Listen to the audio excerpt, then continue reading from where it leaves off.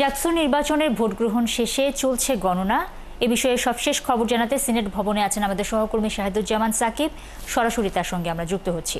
সাকিব, ছাত্রদল সহ বাম সমর্থিত 4 প্যানেল এবং 5 স্বতন্ত্র প্রার্থী জাকসু নির্বাচন এরই মধ্যে বর্জন করেছে এবং এই বর্জনের যে ঘোষণা ছাত্রদল অনেকক্ষণ আগেই দিয়েছে, এর কোনো প্রভাব আসলে ভোটে ছিল কিনা সেই বিষয়টা জানতে চাচ্ছি এবং গণনার কি অবস্থা সেই বিষয়ে জানাতে। বর্জনের মধ্য দিয়ে শেষ হয়েছে জাহাঙ্গীরনগর বিশ্ববিদ্যালয় কেন্দ্রীয় ছাত্র সংসদ জাকসু নির্বাচন। এই নির্বাচনে ইতিমধ্যেই কিন্তু ছাত্রদল সহ প্রায় কয়েকটি প্যানেল তারা ভোট বর্জন করেছে। ভোট আনুষ্ঠানিকভাবে কিছুক্ষণ আগেই গ্রহণ শেষ হয়েছে। একটি হল বাকি ছিল, কবি নজরুল হল। সেই কবি নজরুল হলে বিকেল 5টার পরও আসলে লাইনে যারা ছিল তাদের ভোট গ্রহণ করা হয়েছে, সেটিও কিছুক্ষণ আগে শেষ হয়েছে। তবে এখনও আনুষ্ঠানিকভাবে ভোট গণনা শুরু হয়নি।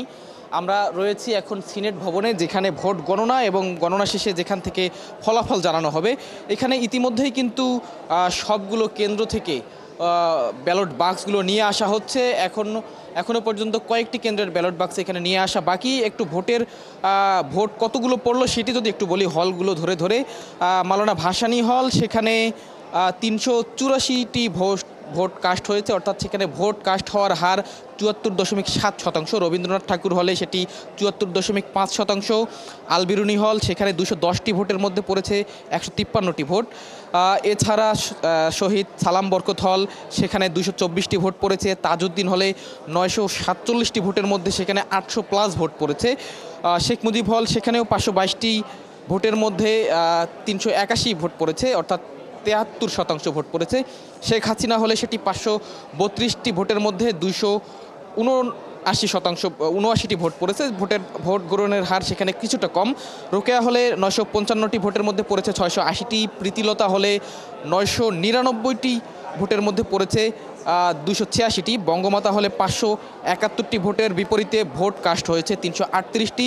শহীদ তাজউদ্দিন আহমেদ হলে 947টি ভোট, সেখানে কাস্ট হয়েছে 752টি, অর্থাৎ তুলনামূলক তাজউদ্দিন হলে বেশ ভালো সংখ্যক ভোট কাস্ট হয়েছে। এখন পর্যন্ত এখানে হলগুলো থেকে নিয়ে আসা হচ্ছে ব্যালট বাক্স।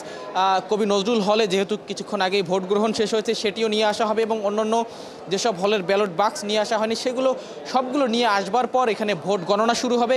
এখানে শিক্ষার্থী, শিক্ষক যারা দায়িত্বে ছিলেন তারা সহ যারা বিভিন্ন প্রার্থীর পক্ষে এজেন্ট হিসেবে ছিলেন তারা এখানে উপস্থিত রয়েছেন। আমরা সংবাদ মাধ্যম কর্মীরাও রয়েছি, তাদের উপস্থিতিতেই এখানে ম্যানুয়াল পদ্ধতিতে ভোট গণনা সম্পন্ন করা হবে। ভোট গণনা শেষে আনুষ্ঠানিকভাবে এখান থেকে ফলাফল ঘোষণা করা হবে। যদিও দিনভর নানা অনুযোগের মধ্য দিয়ে এবং শেষ পর্যন্ত ভোট বর্জনের মাধ্যমে এই জাকসু নির্বাচনের ভোট গ্রহণ শেষ হয়েছে। তবে এখন পর্যন্ত ইসলামী ছাত্র শিবির, গণতান্ত্রিক ছাত্র সংসদ সহ কয়েকটি সংগঠন যারা ভোট বর্জন করেনি, তবে একটা বড় অংশই কিন্তু ভোট বর্জন করেছে নানা অভিযোগ তুলে। এবং 3জন বিএনপিপন্থী শিক্ষক তারা তাদের দায়িত্ব থেকে সরে এসেছে, তারাও একই অভিযোগ করেছে, নানা অসঙ্গতির কথা বলেছে।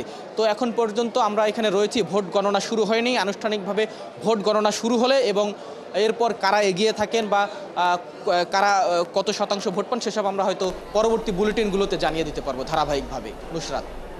সাকিব, অনেক ধন্যবাদ আপনাকে। দর্শক, জাকসু নির্বাচনের ভোট গণনার সর্বশেষ খবরাখবর জানাচ্ছিলেন সহকর্মী শাহিদুজ্জামান সাকিব।